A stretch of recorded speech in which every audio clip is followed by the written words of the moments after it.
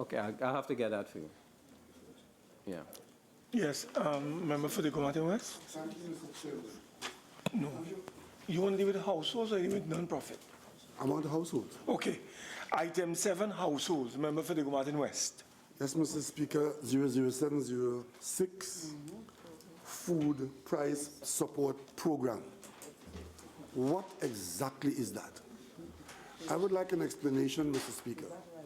Yeah, this is in. Oh, sorry. I just want Go ahead. to root it in the numbers. 2013.224 billion. 2014.42 billion. And Mr. Speaker, tell my friend from Mayaru, Lopino Bonnier? I apologize. Is the man behind you? I didn't see the hat. But I thank him for his help, but he's misleading me. I am correct. 0.224 billion in 2013. Yes, please. Mr. Speaker, please, could you talk please, like that, man? Please. Yes, please. Mr. Speaker, why does he want to craft this statement as billions when it, as opposed to millions? Yeah. No. Yeah, but why? That's not asking why you want to make that. Because he chooses to do that. Yeah. What's wrong with you? He chooses to do that. Yeah, member for the for Lopino, the member of the Martin for the Martin West is on the floor, please. Mr. Speaker, since my colleague from Lopino Bonnet is having difficulty with the numeracy, let me, Mr. Speaker, please. Yeah, but it is not your turn to speak. And if you have to speak, you have to speak through the chair. Yes, I did not give you permission to speak. So you can't be interrupting the proceedings. And I also continue, Honourable. Thank you, Mr. Speaker. I'm grateful for not having to have his permission to speak. And since he's having difficulty, I'll go back to what he can understand. 2013, 224 million. Please. That is 0.224 billion. 2014, $242 million. That is 0.242 billion. And a provision is being made for 264 million, 0.264 billion for food price support program. And I would like to ask the Minister of Finance, what is the policy that underpins this expenditure? How is it determined? Who gets this money? And what effect this money is having on the intended cohort of the population that is meant to. Minister of Finance? This Mr. Chairman, relates to the conditional cash transfer program. And the policy position generally is well articulated there, and of course will also be addressed by the Ministry of People when they address this particular area. Hold on, I can't hear you and I'm not understanding what you're saying. Yeah, okay, well, let me start over. Mr. Chairman, this represents a conditional cash transfer program. And it cash transfer from where to where? This is perhaps what might be more popularly referred to as a food card program, right? So this is a program which is really run from the Ministry of the People. But what we do, this is an arrangement which had been in place for several years. And we simply continue it. We are simply allow the process. The process has continued as it has in the past, where the funds are disbursed to the bank account, and then the bank account the bank then issues the cards, which are then used for the payments. So this really relates to that particular program, and it's here simply because we transfer the funds to the bank. But Mr. Speaker, this is very curious. Every single ministry gets its money from the Ministry of Finance. That's right. Ministry of Finance is the source well. And if an expenditure is to be disbursed to the end user, it is normal to record that through the ministry which is handling that. This food card program is an operation of the Ministry of the People. And it is my view that this is a way of hiding the growth of the expense in the Ministry of the People. Because the food cards is a well-known business of the Ministry of the People.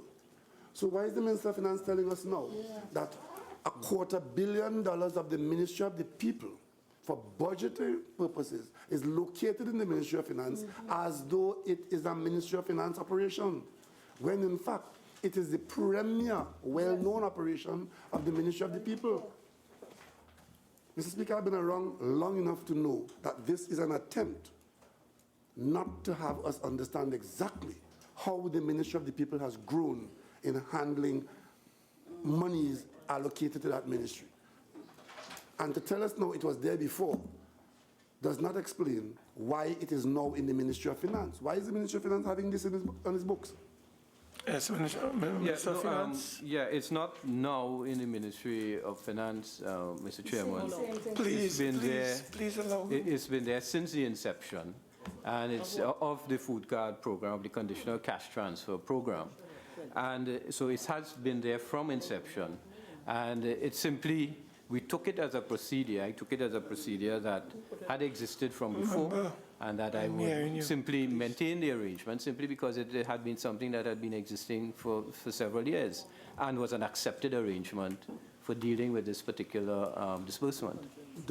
Does the minister agree that this is more properly located in the Ministry of carrying out this operation?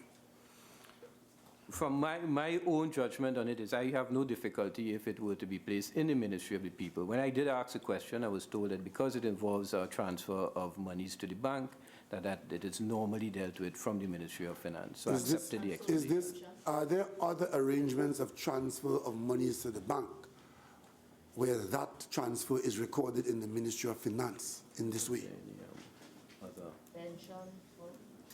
The pensions are in the Ministry of Finance, I think, right? Pensions are in the Ministry of Finance. So there's no other situation where the Ministry of not- Finance transfers cash to a subordinate ministry? Okay. Well, no, we don't do any other, as far as I'm advised, yeah. But this is an arrangement that exists. But you understand my concern? Yeah. That by you locating it here in this way, if we examine during the year what's happening with the Ministry of the People, we can lose sight of this $250 million Yes, as a ministerial operation. Understood. Thank you very much. Okay, we're going to item 9, other transfers. Item 11, transfers to, other transfers. Mr. Speaker. I recognize the member for the Martin Northeast. Yes, And Mr. point Speaker. 410. I see a very astonishing figure here on page 88 under 00928. FCB indemnity calls $164 million, an increase of $114 million with no explanation. Yes. And the indulgence of my colleagues, to ask you to hold the question of the Martin Northeast while I place a question with respect to 00715, which is Children's Life Fund. Right. The government, the Ministry of Finance is provisioning $30 million for this fund. I would like to ask the Minister two questions. One, that $30 million, that is coming from the consolidated fund. Has nothing to do with anything else that goes into that fund. So the taxpayers are making an input of $30 million. And how is the quantum determined? And secondly, what are the arrangements for accessing that fund? And with respect to recent exposés of abuse in that fund, what is the Ministry of Finance doing to recover any monies lost from that fund? Yes, Minister of Finance and Economy. The Children's Life Fund. I just need to Yeah, get okay. some details on how it works. How is the contribution?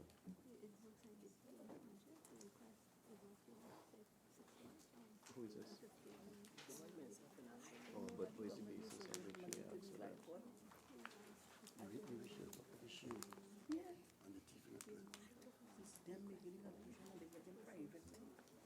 So this is Ministry of Health.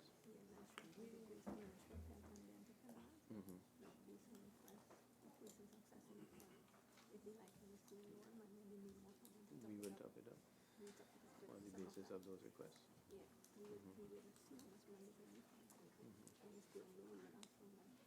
Okay, so there's no formula other than the, yeah, okay. Okay, yeah. This is an allocation made based on the request from the Ministry of Health, depending on the number of requests that they have for assistance for children in the fund.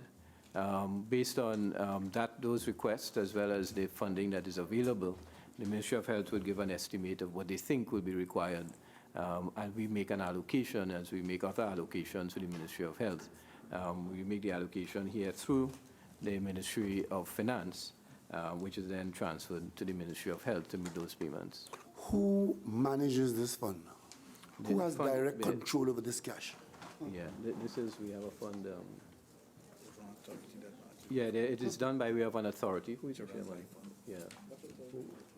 Who is the chairman? I think sure. It's done by way of an authority. What's the name of the authority? The Children's Life Fund Authority. Who is I'm trying to find out, yeah. who appoints that authority? It's appointed by cabinet, A cabinet. yeah. Is the minister satisfied that this money is properly supervised? From the information that we have no reason to believe that it's not properly supervised. That you have what? It's not, from the information we have, there is nothing to suggest that it's not properly supervised in terms of the monitoring process by the Ministry of Health to ensure that each one of the children who require this help is provided with the funding. So that as means required. that means that you have disregarded any information in the public domain about monies being paid to parents with sick children who claim that they have not received such monies and so on, and transfer of US dollars for sick children when those transfers have not actually been effected in the names of persons who ought to have received them. You have disregarded that. The information we have from Ministry of Health did not substantiate some of those allegations. Is it that someone conducted an investigation into that particular matter? I think, I can't answer that, but I think the Minister of Health might be in a better position to answer that. Minister of Health is here. Could you ask Minister of Health whether, in fact, an investigation was done into that kind of operation in the fund? All right, the Minister of Health will respond. Could you repeat the question, please? Is the minister aware that there has been put in the public domain allegations that monies were paid to persons under the guise of supporting sick children and their parents travel abroad, and those monies were extracted from this fund, and the parents were saying publicly that they received no such monies?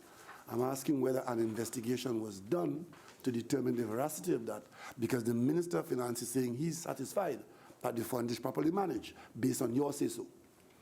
The fund is properly managed, and allegations are what they are, allegations. I think you understand that. We have had some information of some certain allegations. The board of the Children's Life Fund is looking at these allegations, but so far they have not come up with anything substantial. But has an investigation been done, or is one to be done? It's being done as we speak. Oh, so we don't know then, it's being done. It's being done, but the information that is coming out, partial information, does not substantiate the allegations. Member for Diego Martin Central would like to make a point. Thank you, Chairman. I'm very interested in the last discourse that has occurred. And I just want clarity from the Minister of Finance, as who overall is responsible, as well as the Minister of Health, with respect to reports that a staff member of the Children's Life Fund was dismissed based on allegations of fraud. Because I'm hearing a narrative that suggests that we are heading in a direction where there's nothing to substantiate the allegations that were made. Information that has come to me indicates that a staff member was recently dismissed under the rubric of fraud. So I just want clarity, either from the Minister of Finance or the Minister of Health, whether that is so or not, because that in itself should trigger further alarm and further scrutiny by a body such as I think I want to recognize Member for St. Anne's East, and then Aruka Maloney. and then we will respond. Ask the ministers rather to respond. Aruka Maloney, you have any questions to ask? Yes, Mr. Chair, I would like to find out the number of beneficiaries of the program, the amount of money that has been paid or that was disbursed to each recipient, and whether or not there is an extensive waiting list and the process time. Yeah, Minister of approval. Finance. Minister of Finance. Perhaps maybe I could defer to the Minister of Health. Minister of Health. Because I don't have that information. Mr. Chairman, number one, we'll have to get that information for you. All right? Would you like to know how much the contributions of who did the contributions also, and the value of the contributions from the people who contributed? As much as Oh, we can definitely, get, you'll would get that be into it. appreciated. Now, the other thing to the part of it, the investigation is ongoing. A staff member was sent home. However, her contract came to an end, and so far, the investigations are ongoing. So I don't want to say much more about that. But far as has happened so far, nothing substantial has been said. I don't want us to, we want to move on.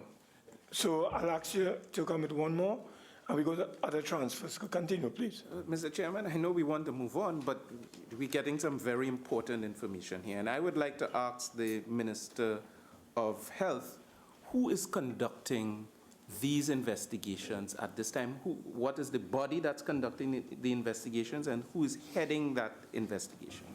Minister of Health. Yeah, there's a body called the Children Life Fund, and it has a board of directors, and the board of directors, they're the ones conducting the investigation. All right, we will go on to Mr. item, member for Chaguanas West. Are you under other Chairman, transfers? I have a I'm now follow-up going to question on the matter. other transfers. Chairman, I have a follow-up question on the matter. All right, you are going to be the final question on that matter, and then we go on to other transfers. Continue, please. Final question. On life fund. Mr. Chairman, I may have missed something. No, I am suggesting that you will be the final speaker on the life fund. After that, we go to item 9, other transfers. Mr. Speaker, I didn't ask a question yet on life fund. I only have one question. Okay, you will ask a question as well. Thank you. Thank you. Member for Diego Martin Central. Thank you, Chairman. Minister of Health is indicating that the board of the authority itself is conducting an investigation into an allegation against the operations of the very life fund itself. As a member of this committee, frankly, I don't find that satisfactory. That's number one. Secondly, I want to ask the minister why this matter and the allegations that have resulted in that staff member being discontinued or not continued have not been referred to the Police Service of Trinidad and Tobago, the Director of Public Prosecutions, or the Fraud Squad. Why has it remained within the Ministry of Health, given the nature of these? The Minister of Health. The member of the Martin Central must understand procedure. If a staff member, if there's allegations against a staff member, it has to go to the board of directors. It doesn't go directly to the police or the DPP, etc. Normally, in normal circumstances, it goes to a board of directors who are responsible for the running of the authority. You can shake your head as much as you want. If they find something that is untoward, it will then go to the Ministry of Health, the legal, the permanent secretary, etc. And then after that, if it is substantial, then it will go to the police, etc. That is the procedure. You don't go directly from a member who there's an allegation. Is it a subcommittee of the board? Maybe that's the way you all do things, but we don't do it like that. Okay, is it a subcommittee of the board, or is the entire board the investigating panel? Who is heading this investigation? The person who's heading, who is the chairman of the board right now, is the chief medical officer. When was this investigation initiated? Yes, thank you, Mr. Chair. Mr. Chair, I would like to find out from the minister, what is the sum involved? What is the sum of money involved here?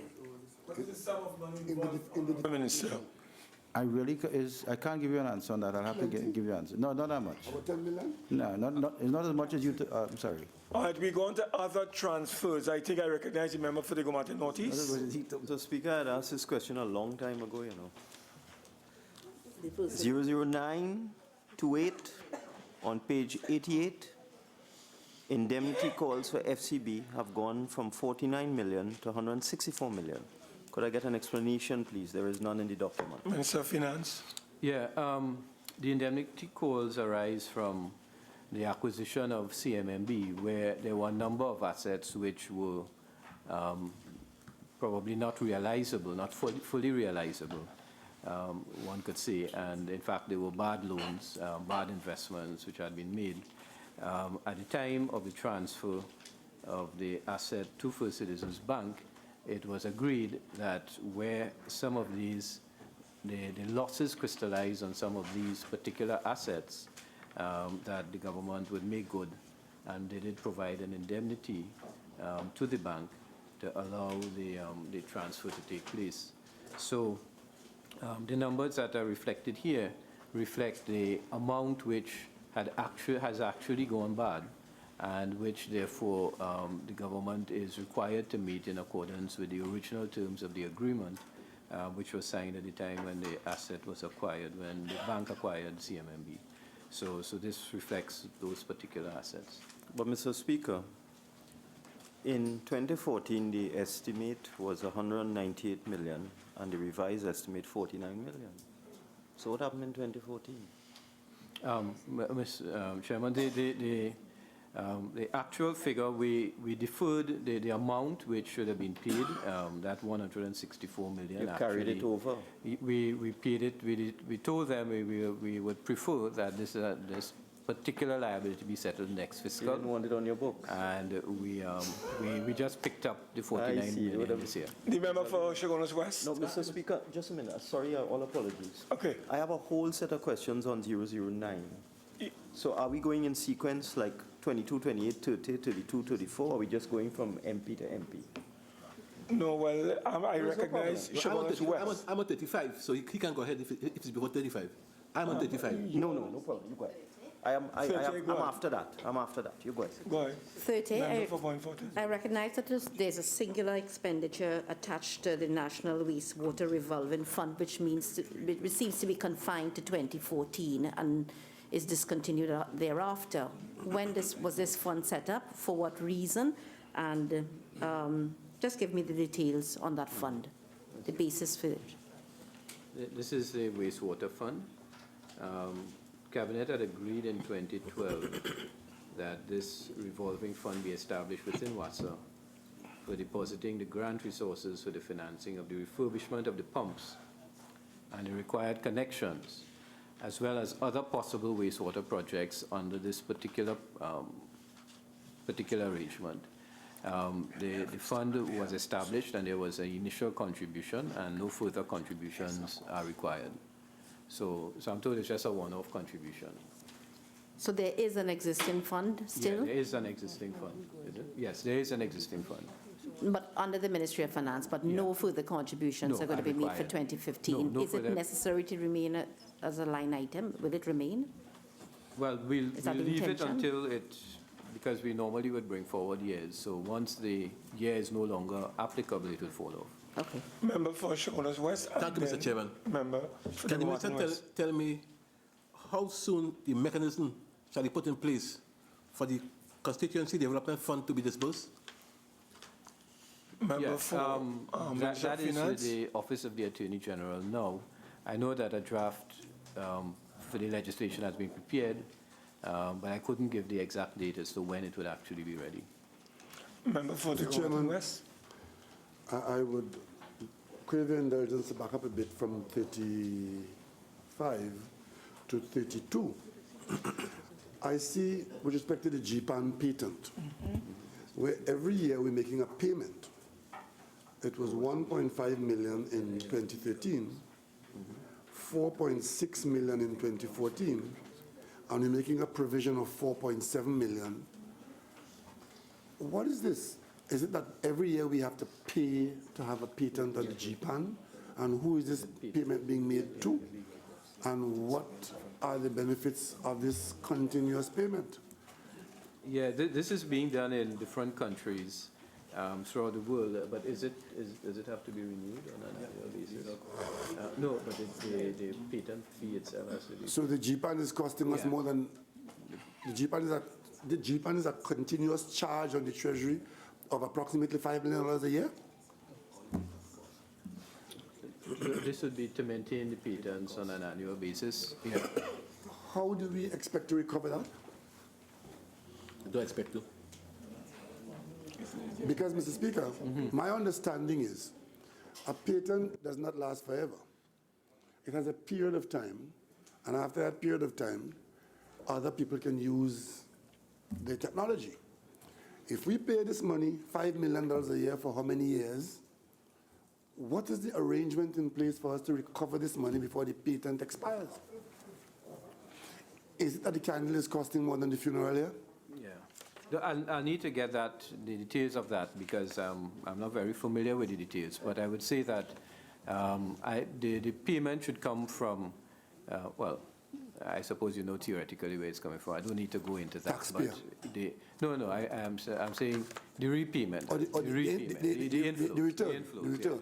Yeah. But let me get the additional information on this. I'm told it is in respect of legal fees and other costs related to filing this in different jurisdictions where it hasn't already been filed, and also for the maintenance of the pittance. In terms of the actual repayment or payback, I would need to get that information. But as we embark upon this, has anybody appreciated, quantified what is involved? Because if we're making these kind of payments annually, this is almost $5 million each year. And if it involves legal fees and ongoing payments, has anybody determined what will be our final outlay on this adventure and what we're likely to get before the patent runs out? Yeah, the information would be in the Ministry of Finance, but let me just get it and I'll provide one that. final question on it. Have we, since we've got this patent, has any user come forward to buy franchise from this patent? Have we got any income from the patent? No. We move on, Mr. Speaker. Yes. To subhead 34, which is the BAIC or BICO payment of $32.3 million. I would like to ask the Minister of Finance whether that one-off payment we're seeing there has to do with the government's purchase of BICO assets. It has to do with what has happened. What had happened is that the liquidator in the Bahamas had received judgment, and they could come here to enforce the judgment in the Trinidad and Tobago jurisdiction.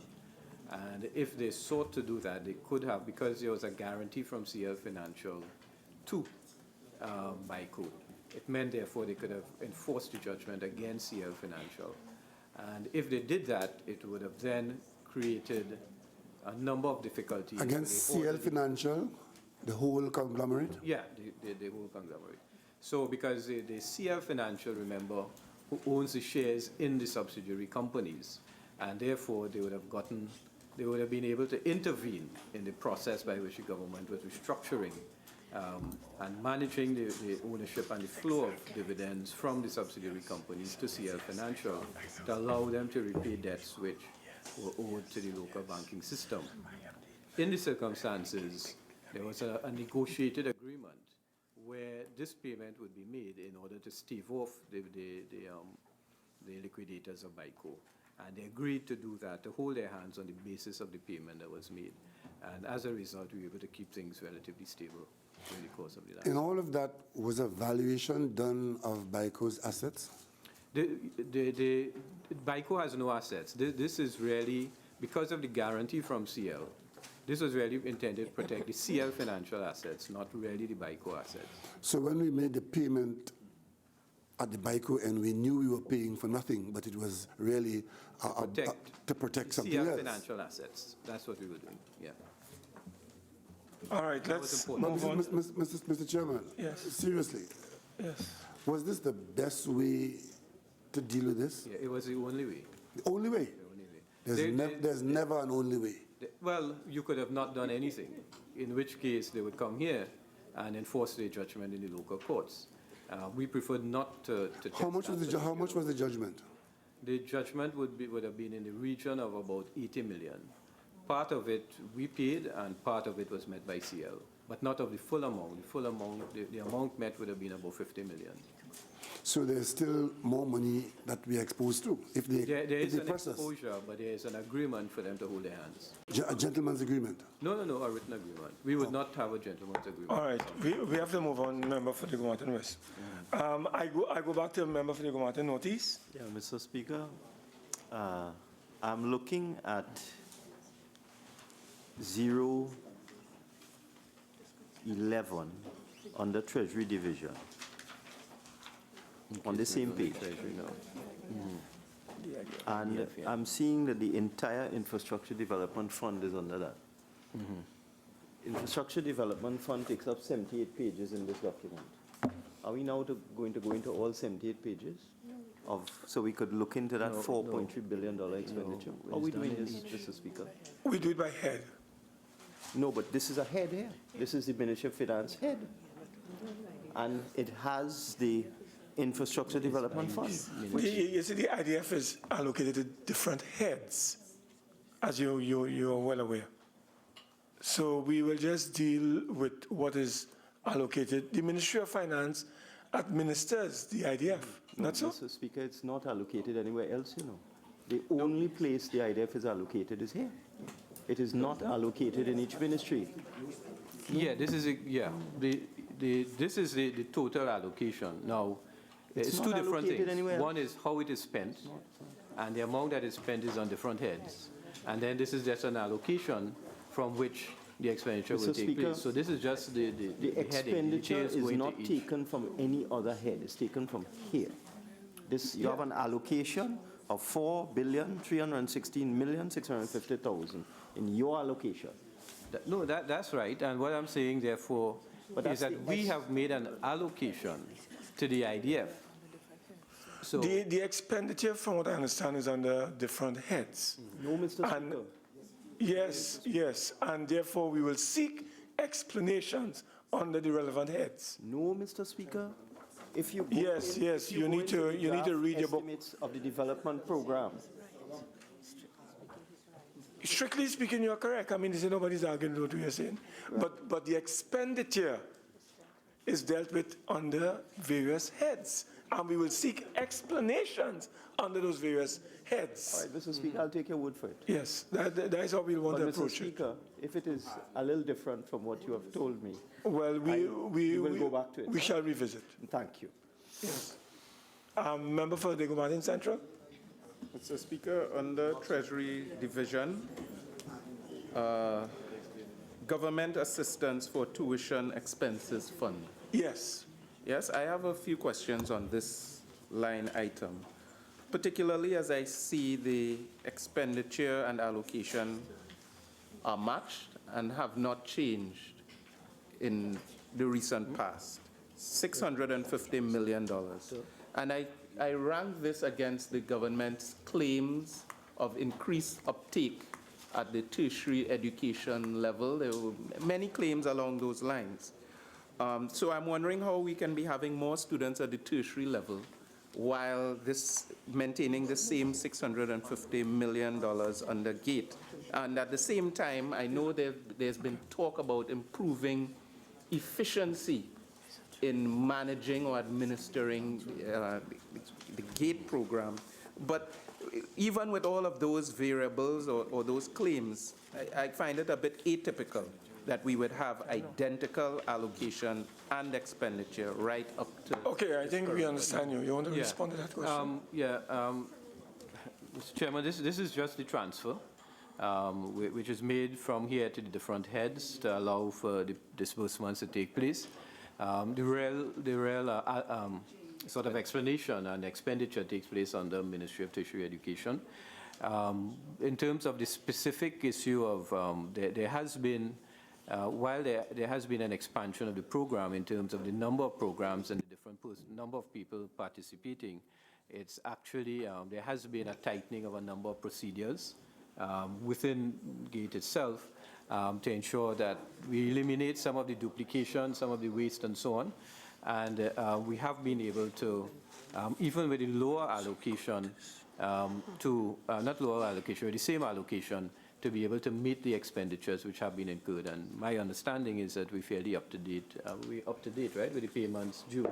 to the To be different clear on what the Minister of Finance is saying, is it that the estimation is so perfect from the line ministry that every cent that has been identified for gate has been expended? Well, I want to hear him say it. Has it all been spent? I don't know. I don't. That's all. You want to repeat your question? I don't think he understood exactly what he said. Oh, maybe he wasn't listening at the time. Yeah, well, could you Minister, repeat it? Yeah. Minister, I'm asking, are you asking us to believe or cognate that every single cent that has been allocated to the Ministry of Tertiary Education to expend on this GATE program has been expended, and the accounting is so accurate that that is the way in which it's reflected here with respect to allocation, revised estimate, and no change, no increase, no decrease within the last 2 years? Yeah, this is just the allocation. This To is the just cent. transfer, right?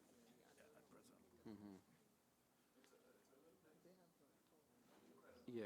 What? Yeah. Mr. Speaker, I'm just trying to determine how best to explain it. This is not the expense. This is a transfer, right?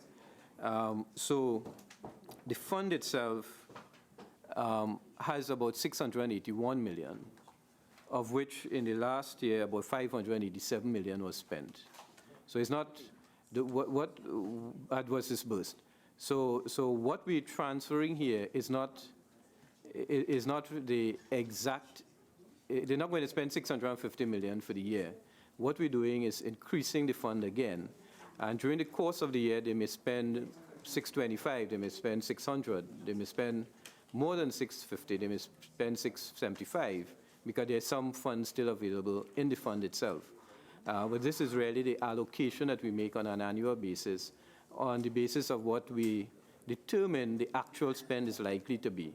And we just make sure that they have enough in there. And even if there's a slight amount transfer that is more than they require, that simply stays in the fund and go into next year's expenditure and costs for the fund, which will meet next year's expenses. Okay, who manages this fund within that ministry? Is there a specific entity that manages the fund? And can you say whether the fund has been growing or decreasing? Yeah, the fund will have a small, right now I expect the fund would have about 50 million odd in it right now, approximate, right? And that is really managed by the Ministry of Finance, so that we top it up and then we monitor it, the disbursements that take place. All right, okay, So- I recognize the member for Boston. I didn't hear the question. On the same sub-item, the Government Assistance for Tuition Expenses Fund, could the Minister kindly explain how this amount, this allocation, relates to the monies allocated under the Ministry of Tertiary Education for tertiary level institutions? I see allocations have been made to COSTAT and UWI and other tertiary level Those have been institutions. And I'd like to know how this relates to that funding. How it reconciles with that funding. Oh, what you're asking is whether students who attend COSTAT will get funding from here. Yeah, because I see monies allocated when I looked at Ministry of Tertiary Education. I see monies allocated for COSTAT and UWI and various areas. And I see here we have GATE. Yeah. I am just wondering, it might not be, Yeah. I'm wondering if there's any duplication or how it relates. What is the relationship? What happens here is that the allocation to COSTAT and so on would be to assist in defraying the overall cost of the operations of the different institutions, UE and so on. This here would be used to meet the cost of the students who would qualify for those participating in that. Okay, thank you. All right, I think I recognize point 14 as the last one, and then we're moving on. Point This 14. is item number 19. Yes. Can I ask through you, Chairman, what is your policy towards the allocation of funds to the CARICOM Petroleum Fund? Is it a straightforward allocation? Is it tied to energy intake or so? What's the basis for the distribution? What is the fund? What's the quantum of the fund as it stands now? Page 89, I think. Oh, yes, CARICOM Petroleum Fund, yeah. Which one? Yeah, it's just a straightforward allocation that we do on an annual basis. So it's not tied to any intake also? And what's the basis for distribution? What's the quantum of funds in that fund as it is? Yeah, I know there is a consultative process with the CARICOM Secretariat as far as that is concerned.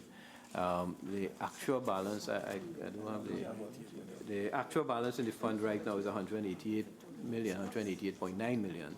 So what we're simply topping it up on the basis of what we expect maybe some of the issues that may come up during the course of the year. But I think the arrangements have been what had been previously agreed, and we continue to follow whatever those arrangements were. The Martin Central, you on this same point? On gate? 20 Accident Victims Compensation Fund. Okay. And member for Chaguanas I West? just want to join with the question for the last speaker and ask about the CARICOM Petroleum Fund. I don't know how this is disbursed, but I know that 7 CARICOM countries owe the government $66 million as of last year. They haven't paid a cent, according to Auditor General report. Do you still give them from that fund, or what do we do? The fund, we will disburse the fund on the basis of the arrangements that are in place and as agreed with the CARICOM Secretariat. So I think that arrangement for doing it through the CARICOM Secretariat had been agreed and had been something that has been in place for some time. And that What I'm asking, some people owe you as far back as 2009. Yeah, if they owe you, whether you still give them, right? That was asking, 2009, 10, 11, 12. I don't think there's anything that... No, what he's saying is they may owe us for other things. And we don't net it off. No, we don't net off any payments and so on that is due to them.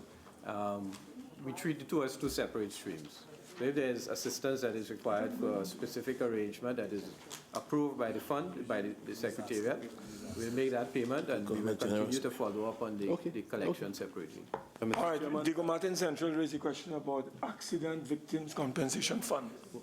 What's the question? I didn't hear. Can you tell us, give us a bit of detail on this Accident Victims Compensation Fund? How is it accessed? What is its purpose? How is it managed? And has it been evaluated as of this point? Yeah, we have done an evaluation, and a note is being prepared now to go to Cabinet with respect to how we should treat with the fund going forward. We're looking to establish a particular kind of a legislative arrangement that would assist with that, but that has not been done just yet. It's in process, so this is more almost like a suspense account for the time being. Can you say what the purpose? Give a little detail for a citizen to compensate victims of persons who were injured by uninsured drivers. Yeah. All right, we go on to item 11, transfers to state enterprises. I have been trying to attract your attention on 009 for more than 5 minutes. 00? Say more than 9. I've been trying to attract your attention for more than 5 minutes now. I have questions on 19, 20, 13, 17, all the items members have been asking about. May I ask my questions, please? I've had my hand up. Yeah, but you're going to ask the same questions? No. Different questions. All right, could you put all together so that we can deal with those? Three of them are similar. Yes. One is different. Okay. So I'll deal with the 3 similar ones first. All right.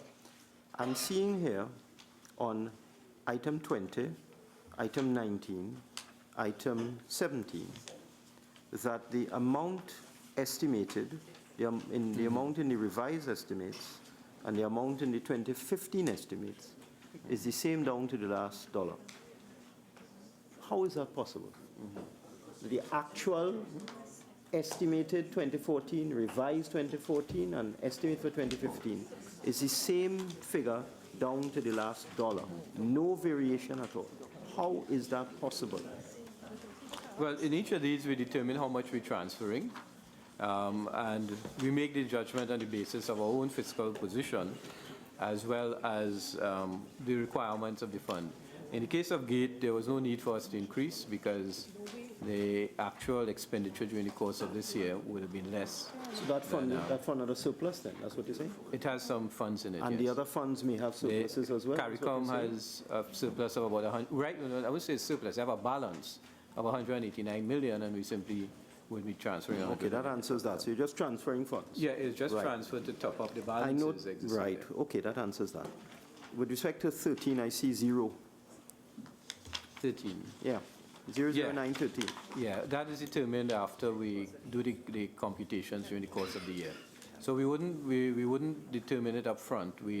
And as I understand it, that is the traditional approach to dealing with that particular account.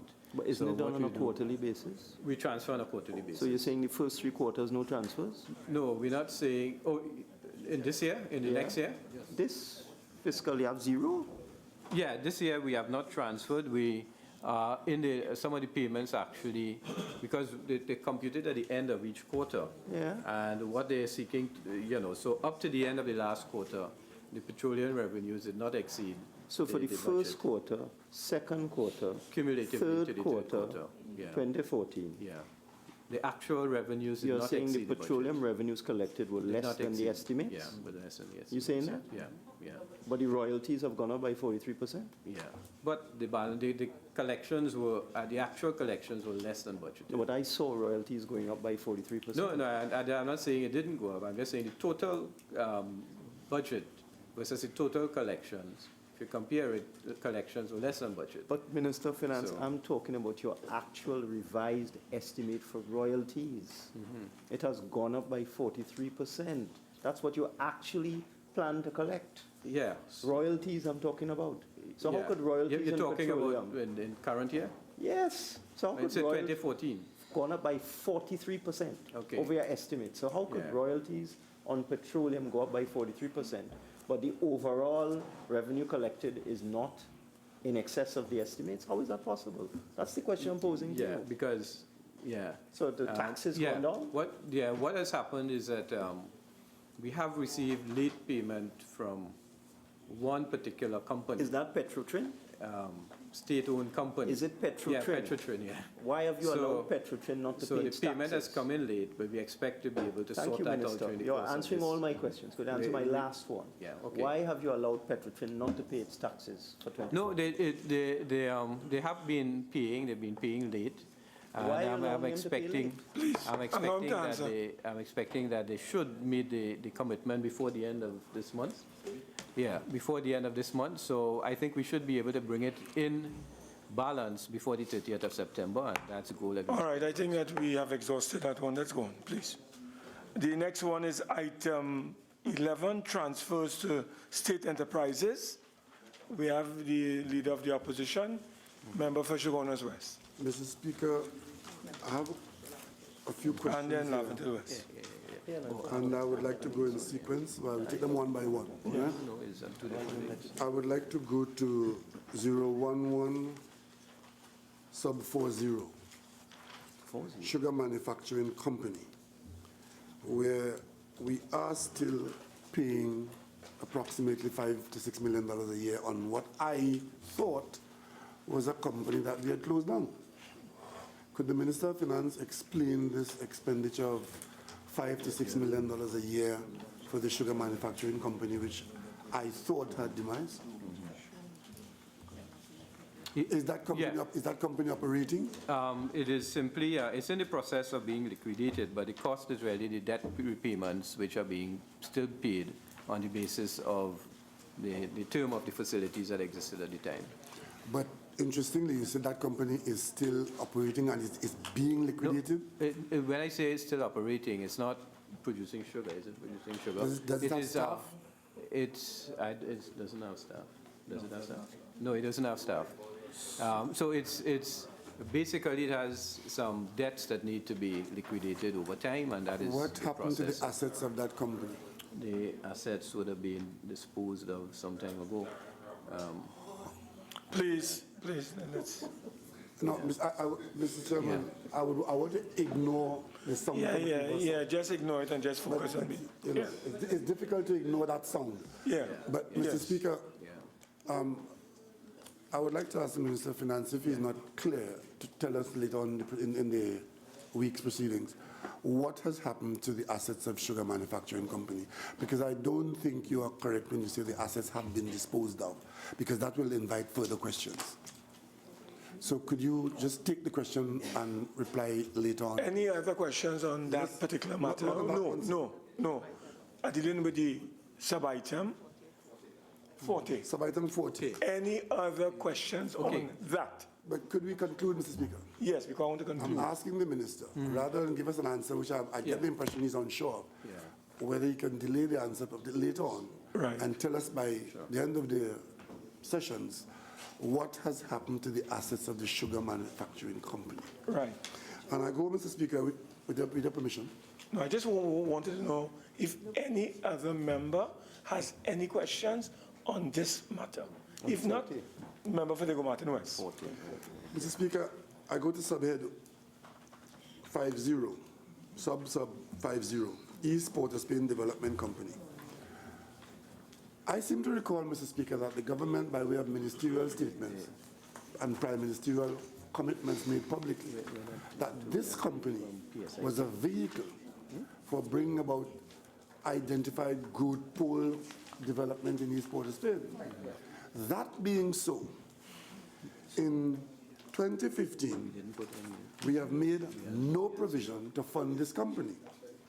This company had been receiving in 2013 $9 million, 2014 $4.6 million, and for 2015, the company which the government says will be the vehicle of movement in East Port of Spain, the Ministry of Finance has budgeted absolutely big fat zero. Is it that the government intends to close this company down? And if not, how is the government's stated positions to be funded if the Ministry of Finance has now made no provision whatsoever for that company? Minister of Finance? Yeah, I've asked my staff just to check the numbers for me, and we respond as soon as I get it. Okay, we move on, Mr. Speaker. No questions, no further questions on this one. We move on.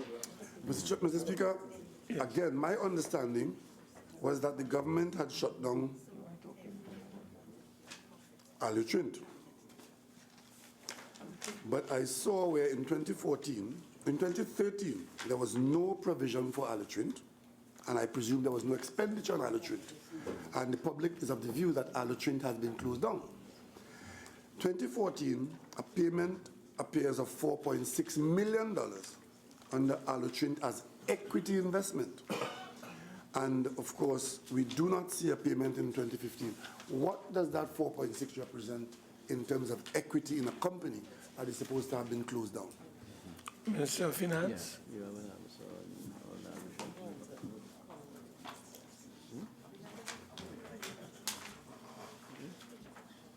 Yeah, just give me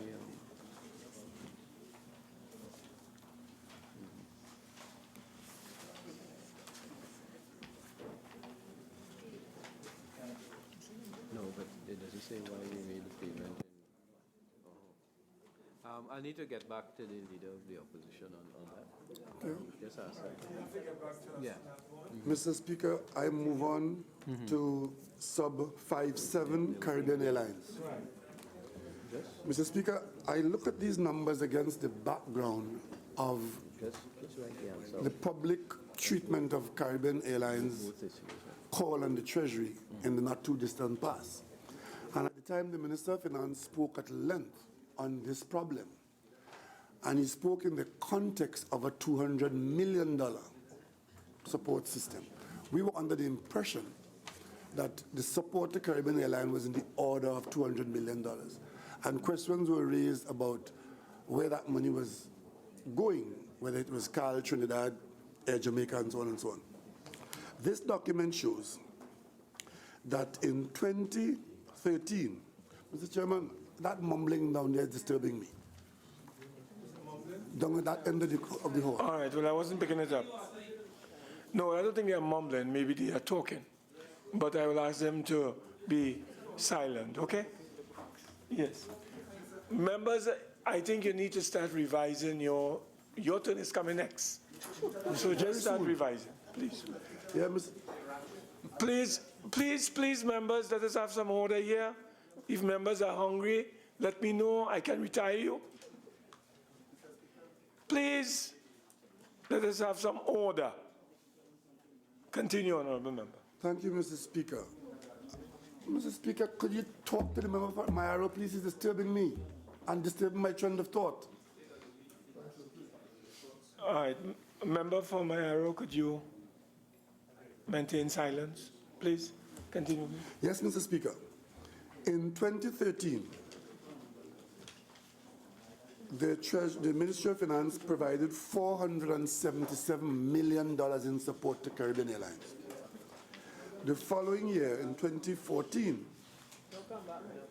we budgeted $400 million for support, I presume based on what happened the previous year.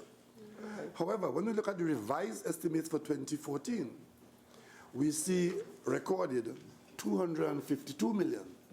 And therefore, we are led to believe that the support for Caribbean Airlines, which was budgeted at $400 million, the outturn was really $252 million. That one can draw that conclusion very reasonably. And of course, in provisioning for 2015, we see a provision of $718 million. When you put that together, Mr. Speaker, between 2013 and 2015, we're talking here, Mr. Speaker, about a $1.8 billion support for Caribbean Airlines. However, I want to crave your indulgence, Mr. Speaker. When I look at the revised estimates for 2014 at 252, and I'm led to believe that that was an improvement on the previous year, I will ask the Minister of Finance, if that is so, and there is improvement, what then is the basis for making a provision of $0.7 billion, which is $700 million for Caribbean Airlines? And Mr. Speaker, I crave your indulgence to just change very slightly from how we've been going, to treat with the $252 million. Because when I turn the page, and I'm just going ahead of you for the purpose of the argument I'm making. When I turn the page to subhead 78, Caribbean Airlines Equity Injection, I see in the year 2014, when I was led to believe that the outturn was better with that airline, and the support from the Treasury was only $252 million, I see an equity injection of $318 million in that year, which means that the Treasury provided over $500 million to Caribbean Airlines, which the Ministry of Finance broke into two parts, put one part under the outturn of the budget, and the other part as an equity injection. And as a taxpayer in this country, I didn't know that I owned any additional shares in Caribbean Airlines as a result of this equity injection, which is now news to me. When did that equity injection take place, and why wasn't it announced to the public? And what provision does the Minister of Finance have to treat with this $2.118 billion, which Caribbean Airlines has been having from the Treasury and will have until 2015, as support for the operations of Caribbean Airlines? Yeah. Minister of Finance? Yeah. Mr. Chairman, we have put in place a restructuring plan for Caribbean Airlines, which will see us gradually reduce these numbers, but it will take another 3 years. I do expect that we will get to a position where, in a sense, we could bring the airline to some level of sustainability for another 3 years.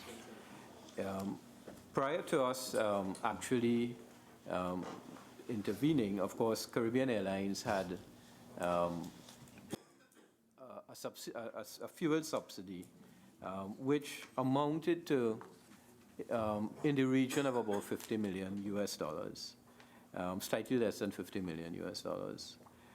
In addition, the Tobago subsidy, which we have to put out on an annual basis, about $26 million US, Now, what happens with that is that, of course, the tickets to Tobago are priced at a price that is lower than the actual cost of going.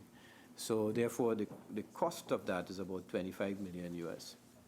There was also a loss which was incurred on the Venezuela route, and this has resulted from the devaluation of the Venezuelan bolivar.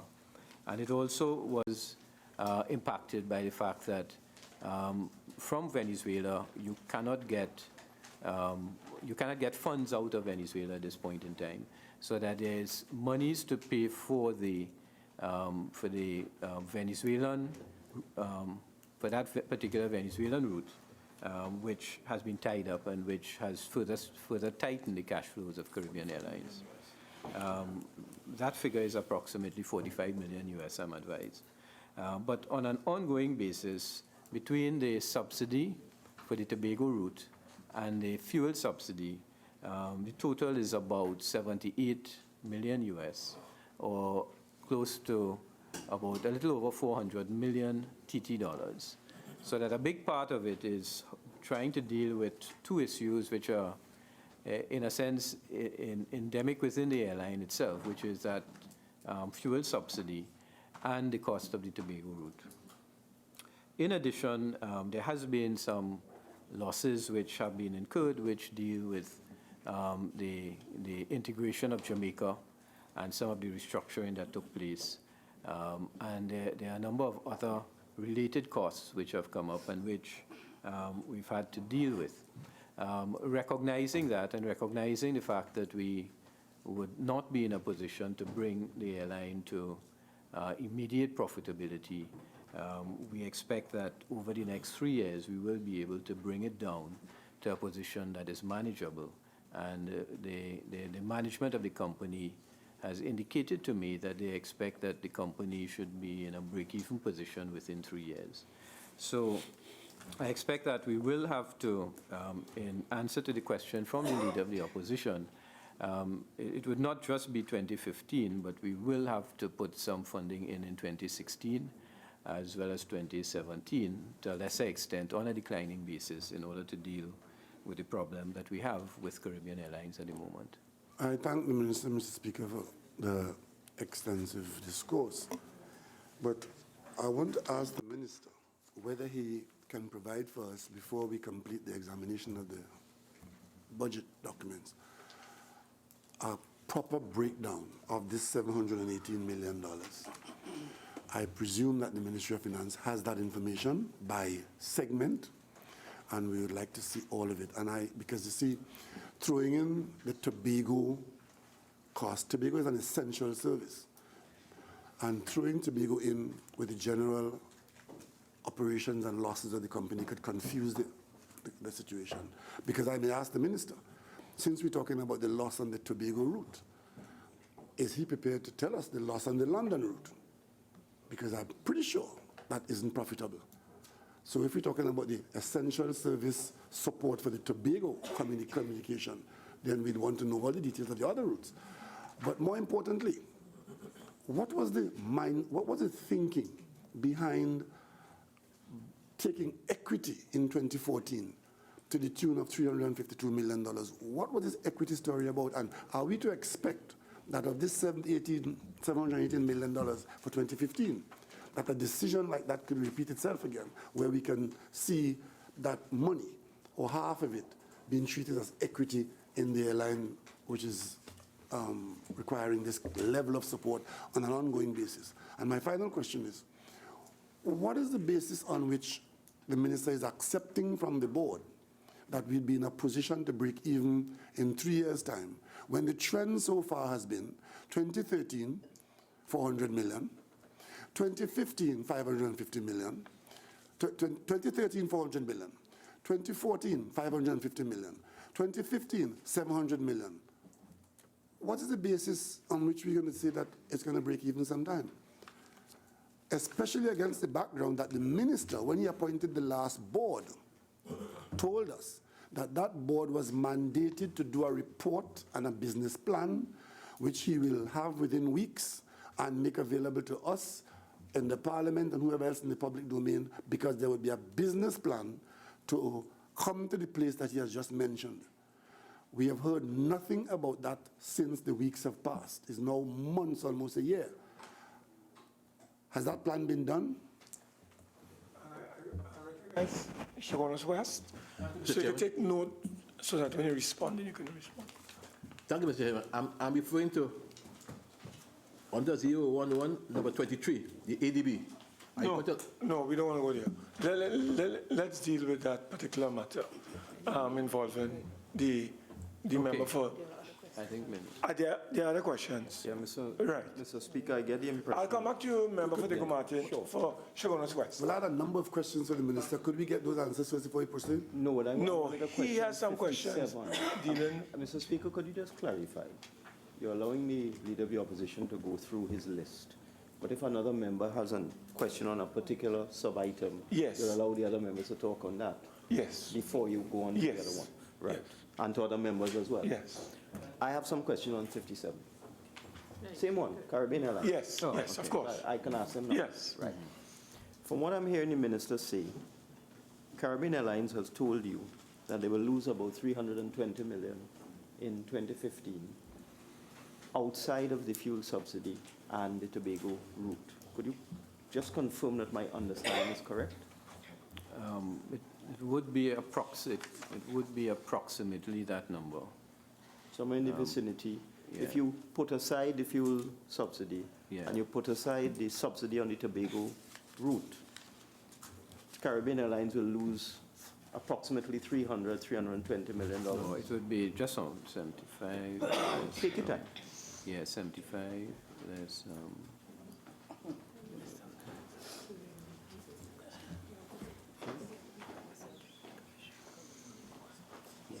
They're projecting this at about 30 million, so it would be closer to about closer to 200 million.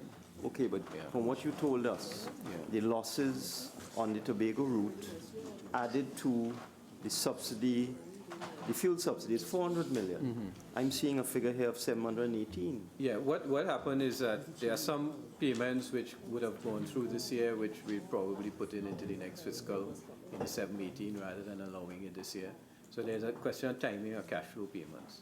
All right, so the losses for 2014 might be higher than what you're showing here. 2014, we may pick up some of it going into into What you're saying, at 2015, least $100 million. But some of it would have again come forward from the prior year too. That's okay, but from what you're saying, you're carrying forward some losses in the Yeah. vicinity of 100 million Yeah. from 2014 from into 2015. yeah. And you expect on operations to lose another 200 odd million, putting aside fuel subsidy and Tobago. Am I correct? Yeah, in that region, yeah. Could I get a breakdown of where they're losing this $200 million? What routes? What items? Yeah. Is it staff? Okay. Is it a particular route, like the London route? How Yeah. are they projecting lot- these yeah, losses of $200 million? Yeah. Could I get a All breakdown, right. please? Yeah, we can arrange that. So if we could arrange, we'll arrange to get that. Secondly, is it the plan of the Ministry of Finance to provide additional airlift on the Tobago route in 2015, over and above what you had intended to do in 2014? It would, if it does come, it would come from the reallocation of the jets as opposed to acquisition of new aircraft. All right. In the Yeah. past, at peak times in the vacation period in the summer and at Christmas time, these are all the times that Trinidadians go to Tobago for New Year's and Great Race and so on. There are certain well-known times that Trinidadians swarm to Tobago.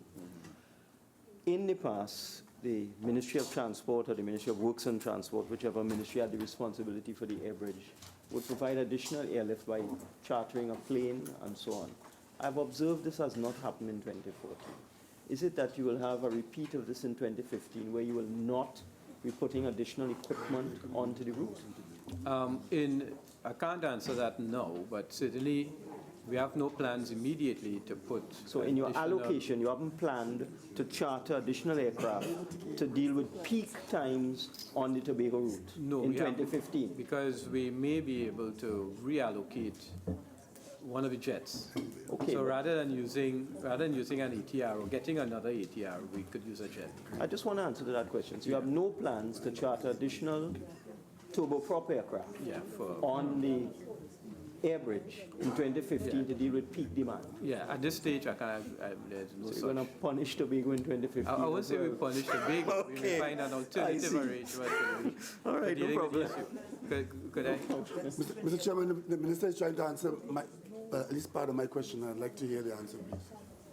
No, well, before he does that, I think, Member for St. Joseph, you're on the same. All right, continue. Thank you. Minister, the increase of 0.4 billion under transfers, just like the member for Dago Martin West, when he looked at the equity injection later on, there is also a 7 million debt servicing provision for Caribbean Airlines later on.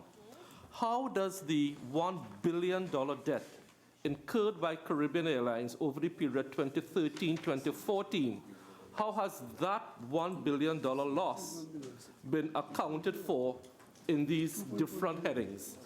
Is it under debt servicing? Is that 7 million to be paid to help finance some of that $1 billion loss that the previous board would have incurred? How are you treating with that $1 billion loss? No, the funding that is coming in here is intended to deal with those losses and to cover the, to deal with the equity issues that arise as a result of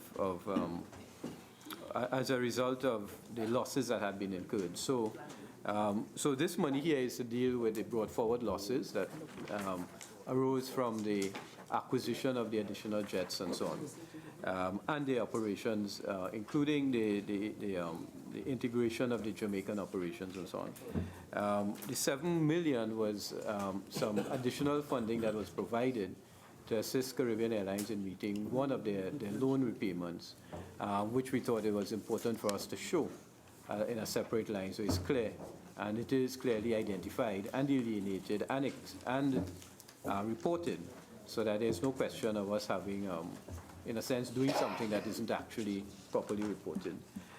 With respect to, just if I may come back to the questions from the Leader of the Opposition, Mr.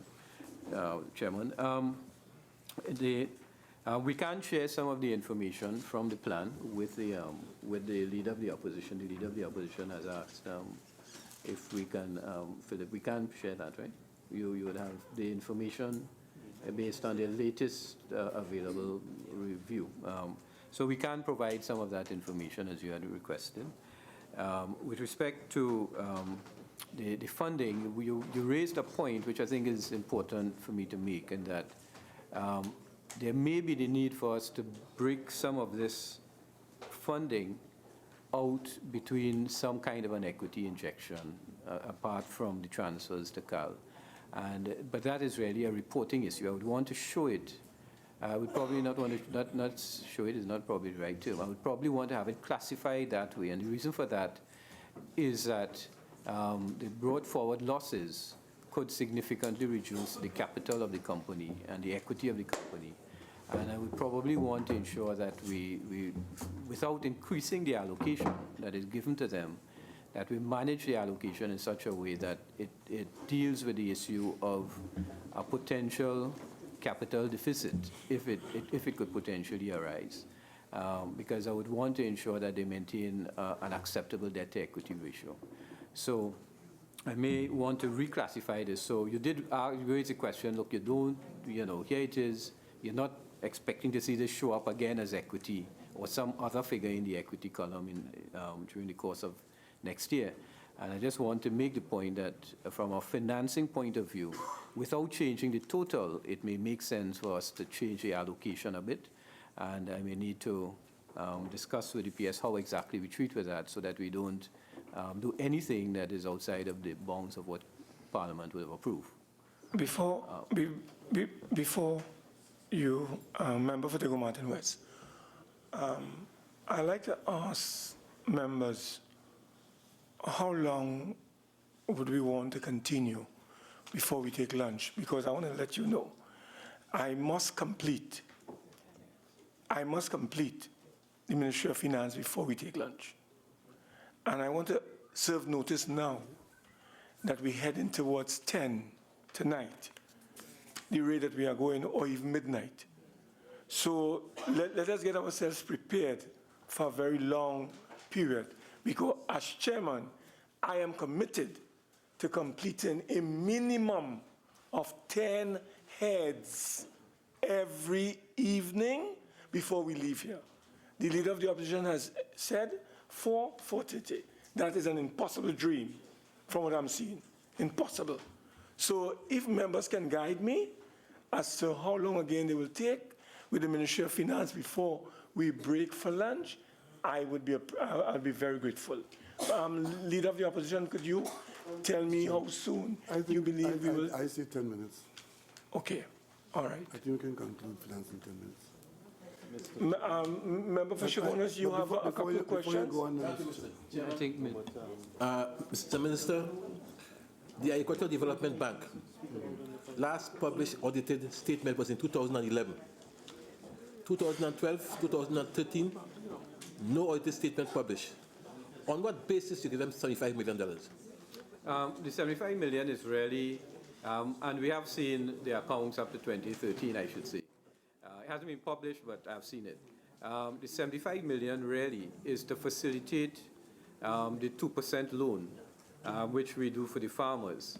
And it's intended to provide additional funding for them to make up the losses that they incur, because their cost of funds will be 5%, 6%. But they're lending at 2%. And the government has asked that they do that in order to facilitate the agricultural sector.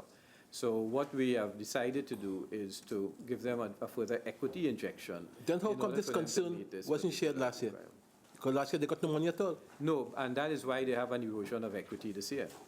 And that is something that we need to fix. Otherwise, it's pretty soon you will have a company that will have some difficulties because of the fact that they're lending money at a lower rate than they're paying for it. Thank you. Any other matters on the transfers to state enterprises? I defer. I just wanted to go to 66 or 67, but I can do it after. What do you say, lunch? Yeah, I think, Honourable Leader, you want to deal with 66? I want to deal with 67 as well? No. All right, well, $1 million. let's deal with you quickly. Very quickly, I noticed that there's a singular, but there's a transfer that's being made with regard to Petrotrin, but it was not done in 2013. What is this new transfer about? And further, why is there a transfer to Trinidad in line 67? I thought Trinidad was a defunct company. Why are we now transferring monies to them? Minister of Finance? Yeah, there are some costs which we're winding up the company now. Trinidad now Trinidad. winding up? Yeah, it's been hanging on for a little while, and I've asked that they bring this to a conclusion. There are some legal costs and some other incidental costs that will be incurred to just bring it to a close. Trinidad and Tobago Petroleum is Trinidad. Yeah, and it's both. So both companies. It's just an allocation to facilitate the winding up of the companies. Okay, fine, thank you. Yeah.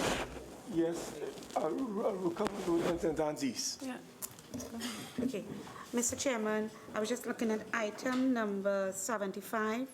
I see there's a reduction of 25 million of the Tourism Development Company. Can the minister state what is taking place in 2014 that will not be taking place in 2015? That caused that reduction of 25 million? Okay, I'll have to come back to you on that. You'll have to come back. I don't have the answer right away. Yeah.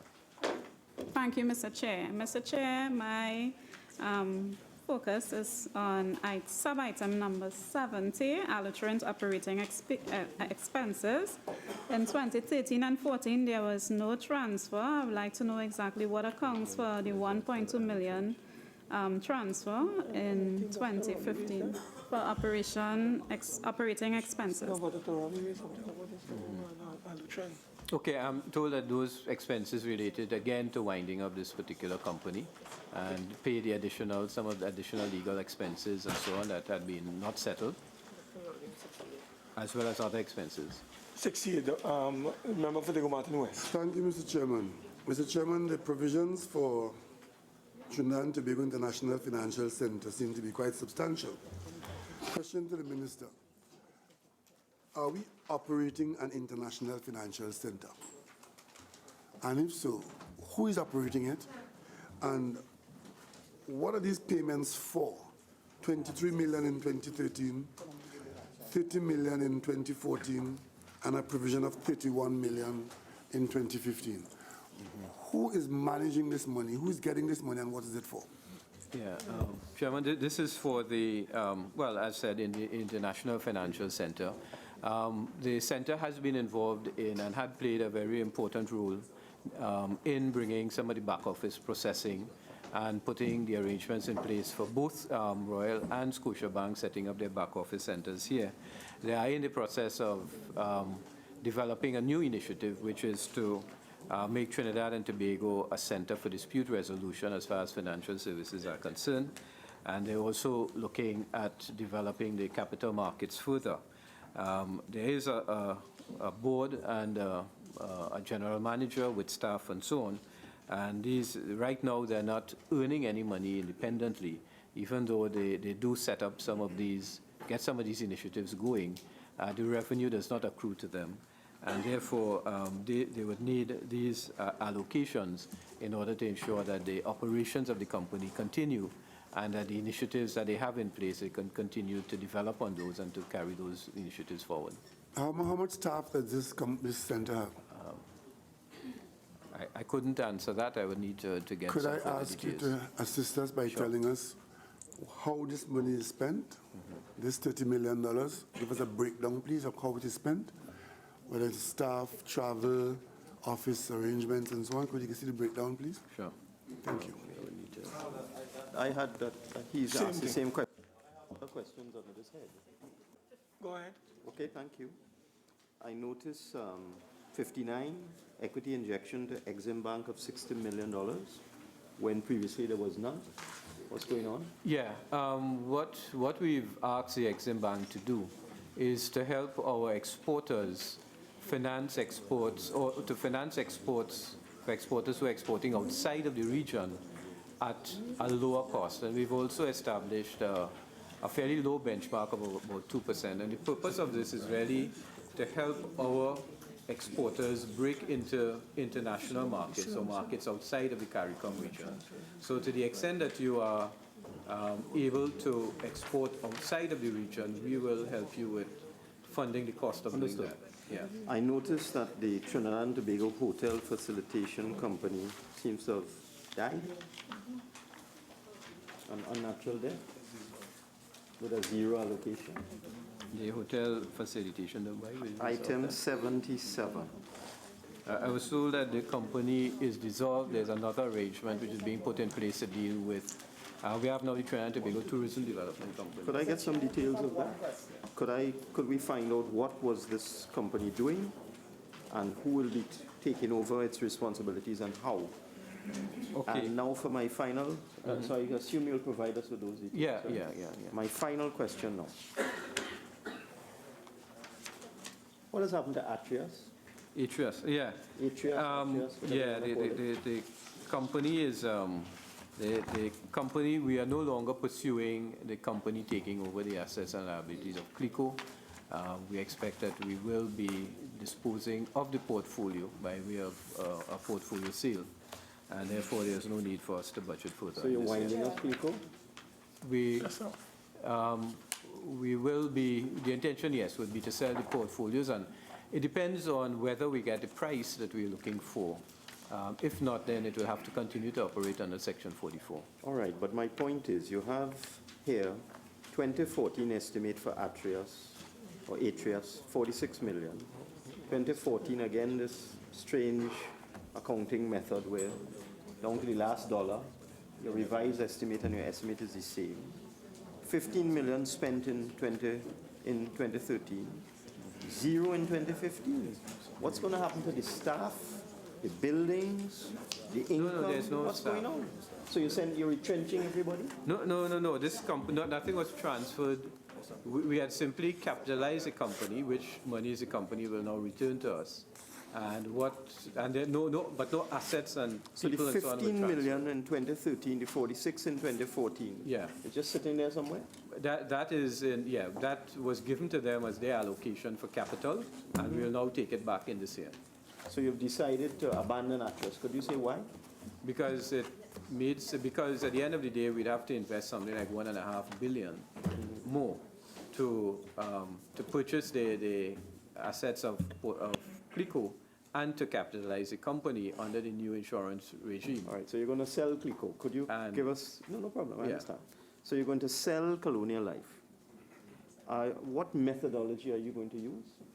We are currently in the process of getting the evaluations done. And when that is done, we are also currently in the process of hiring an investment bank to provide us with advice and guidance on how we should proceed once evaluation comes in. So you've decided to sell it, but you don't know what method you're going to use to sell it yet. We have decided that it makes sense to explore the possibility of the sale. The thing is that if we do not get the prices that we're looking for, as I said, the option always remains with us to continue to operate the company under Section 44. I think Mrs. Porcelain South, last area, and then we move on. East Port of Spain. I know the minister answered and he said that no allocation has been made for East Port of Spain. But No, I have to give you the answers to that. all right, because I want asked to know why. Right. Yeah. Right. I asked. And what is happening with this, this entity? He said he will provide. I will provide an answer. We go on to item 13, loans to state enterprises. Item 14, loans to other. Chairman, to the Yes. Minister of Finance, is there, with regard to the 97 million to the government of St. Lucia, are there proper loan arrangements in place? And are these being adhered to, or is this a grant?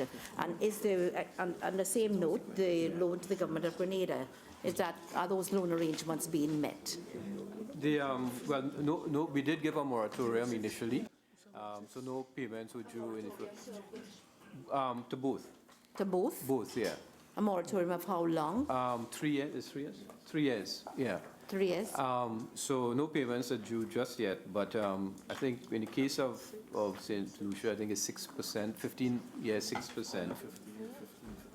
And similarly for Grenada. But Grenada's rate was lower at the time because of where interest rates were at the time when their facility was granted. Just a little supplemental to that. When requests are being made by the islands, are you looking at all the various avenues that are available? I mean, the petroleum fund, etc., as well, or before we just stick something in under one allocation and then it stays there, and whereas we have a fund with $180-something million in it.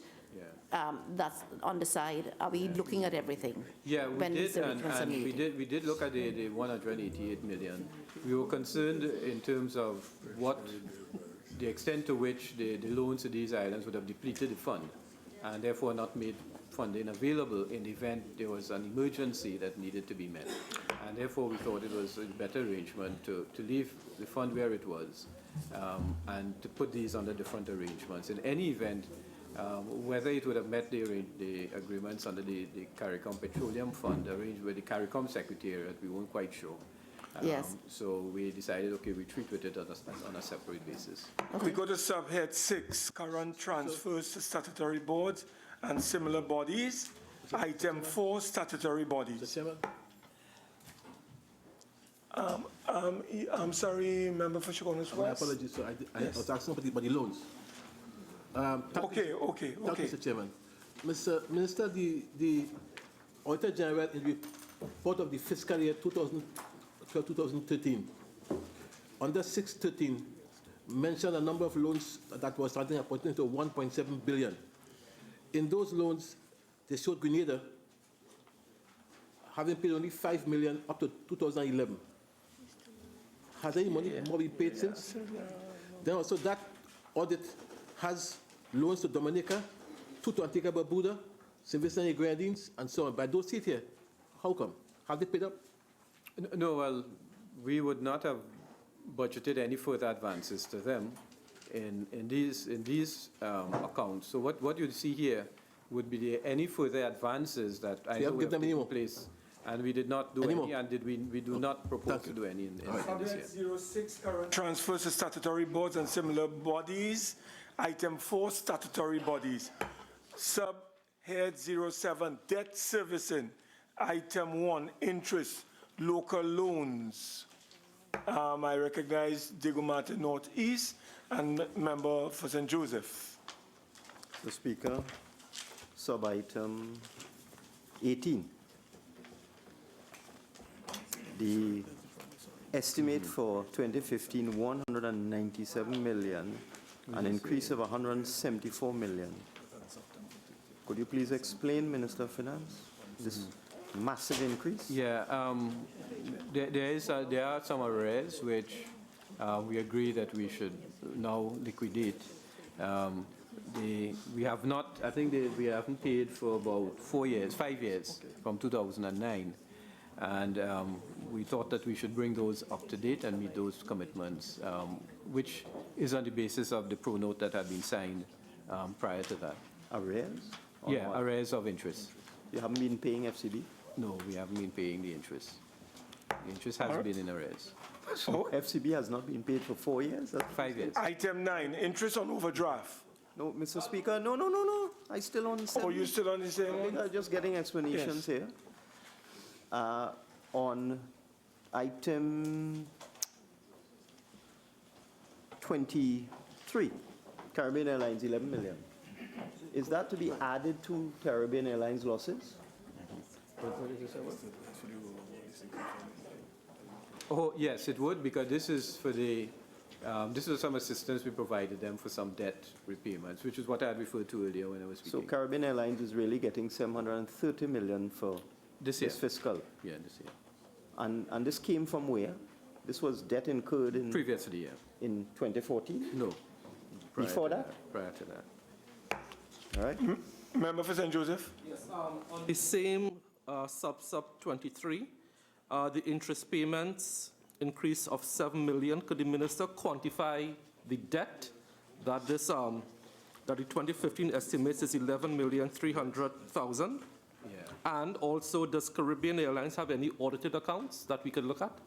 Yeah, but yeah, they are audited accounts up to, I think it's 2011, and we have 2011. It was quite in arrears, and we were bringing it up to date over the past year, and I expect 12 and 13 to be finished within the next certainly before the end of this year, this calendar year. I expect to bring it totally up to date.